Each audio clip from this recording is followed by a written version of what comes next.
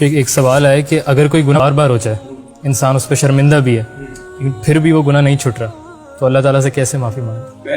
ہاں، سوال ہے کہ اللہ تعالیٰ سے کیسے معافی مانگے۔ پہلی بات تو جان لیں اس ہاؤس میں کیا اس دنیا میں کوئی بھی نہیں ہے ایسا جس سے گناہ نہ ہو۔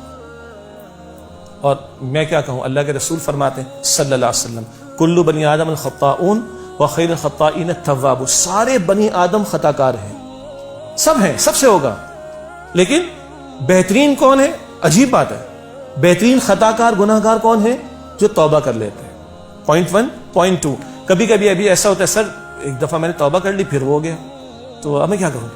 تو بھائی ایک دفعہ بخار خدا نہ خواستہ ہو گیا تو کیا کرتے ہیں؟ میڈیسن لیتے نا۔ کبھی کسی نے کہا کیونکہ دوبارہ بخار ہو جائے گا تو میں میڈیسن نہیں لے رہی، کبھی ایسا کہیں گے آپ؟ بھائی ابھی تو لو، اگر خدا نہ خواستہ پھر ہو جائے تو پھر کیا کرنا؟ دوبارہ میڈیسن لے لینا۔ آج توبہ پکی کرو، ٹھیک ہے، آج توبہ پکی کرو، لیکن اگر پھر ہو جائے گناہ تو پھر توبہ کر لو۔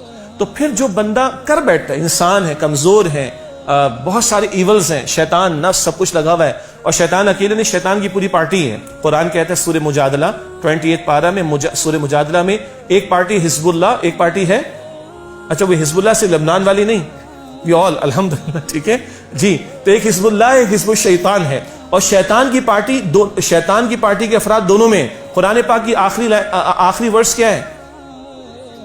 من الجنتی والناس، دونوں میں سے یہ سب کچھ ہے۔